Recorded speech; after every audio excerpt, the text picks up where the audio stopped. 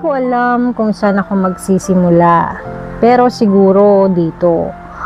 Sa tahimik kong cabin, habang binabaybay namin ang Indian Ocean, mag-isa akong nakaupo. Hawak ang lumang cellphone na may mga larawan mo. Hindi ko na alam kung bakit hindi ko pa binubura. Siguro kasi kahit ilang taon na ang lumipas, ikaw pa rin ang bumabalik sa isip ko tuwing may katahimikan. Tuwing walang ingay, kundi ang ugong ng makina at hampas ng alon sa bakal ng barko. Ikaw ang bumubulong sa alaala ko.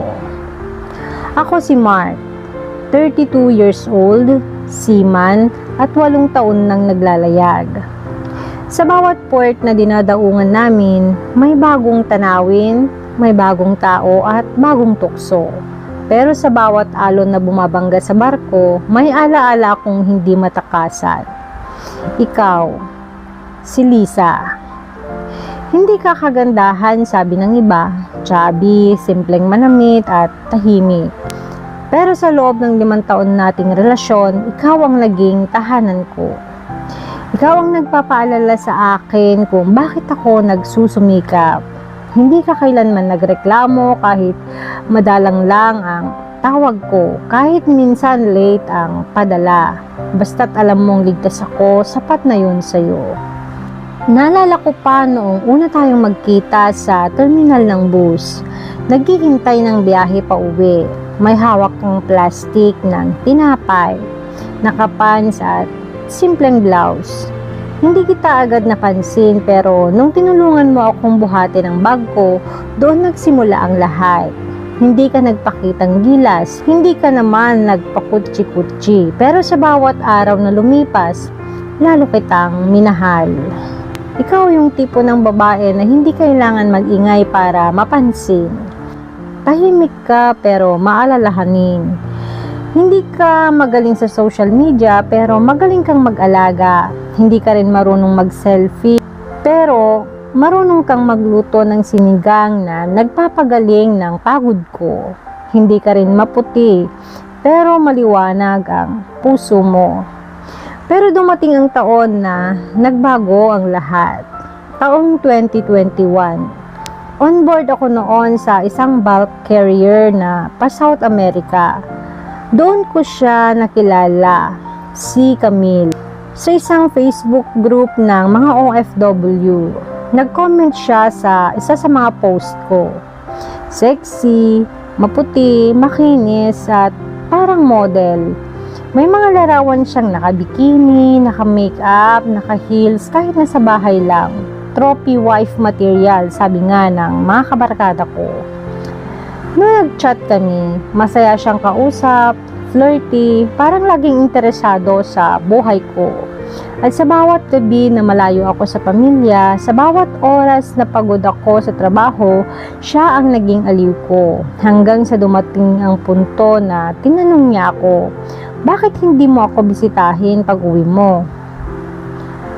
Pag uwi ko, hindi kita agad pinuntahan, Liza. Hindi ko sinabi sa iyo na may iba na akong kinikita. Hindi ko rin sinabi sa pamilya ko, pero sa loob-loob ko, excited ako na puntahan siya. Parang may bagong mundo akong papasukin. Mas maganda, mas glamoroso, mas exciting. 1 taon ang lumipas at pinakasalan ko si Camille. Mabilis, walang masyadong plano. Parang nabighani ako sa imahen niya, sa itsura, sa paraan ng pagsasalita, sa mga panggap niyang mga puro Instagram-worthy moments. Pero sa unang buwan pa lang ng pagsasama namin, naramdaman ko na ang pagkakaiba.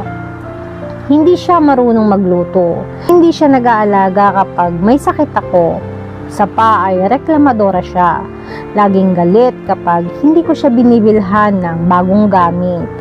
Laging nakatutok sa salamin, sa cellphone, sa likes.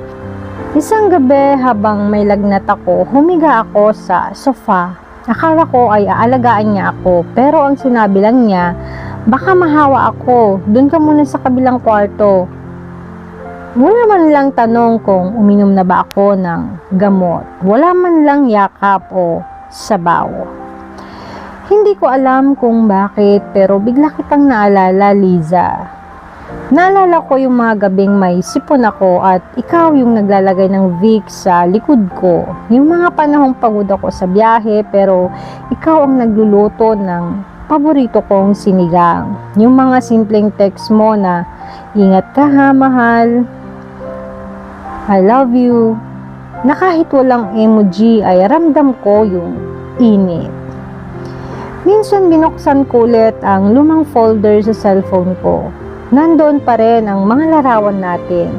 Yung simpleng date sa karinderya, yung selfie natin sa terminal habang naghihintay ng bus, yung birthday mo na ako lang ang bisita.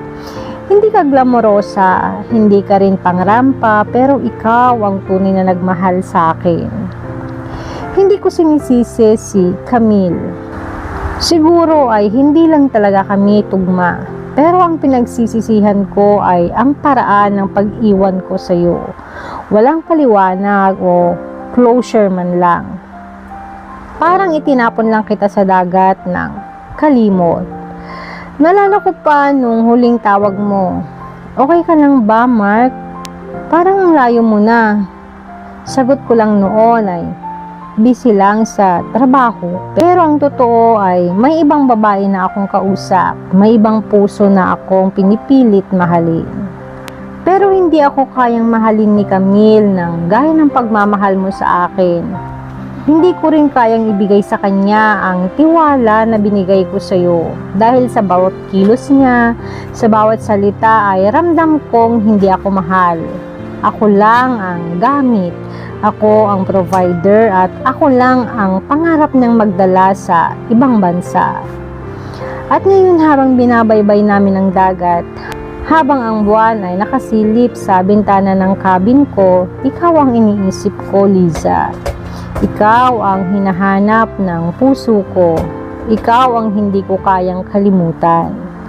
Hindi ko alam kung nasan ka na ngayon.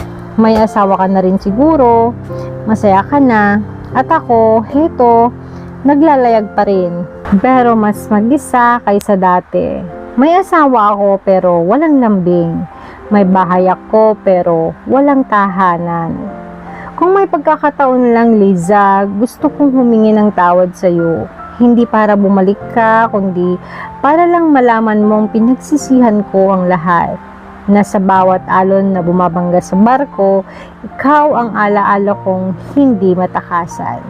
Kung sakali man na marinig mo ito, Liza, sana malaman mong hindi ka nawala sa puso at isip ko. Na sa bawat port na dinadaungan ko, iniisip ko kung nasaan ka. Na sa bawat gabi na mag-isa ako sa cabin, ikaw ang dasal ko. Hindi ako humihiling ng pangalawang pagkakataon, Liza. Alam kong huli na ang lahat. Pero sana, sa puso mo, may maliit na espasyo pa rin para sa alaala ko. Sa alaala nating dalawa.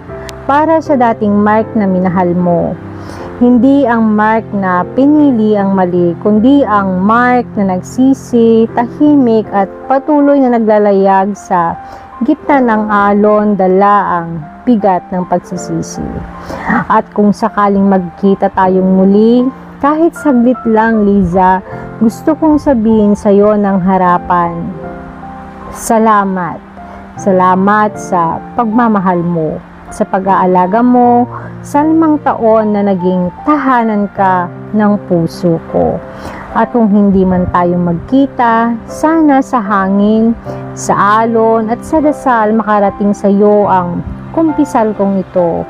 Dahil sa gitna ng dagat, sa gitna ng katahimikan, ikaw pa rin ang iniibig ko. Nagmamahal, Mark.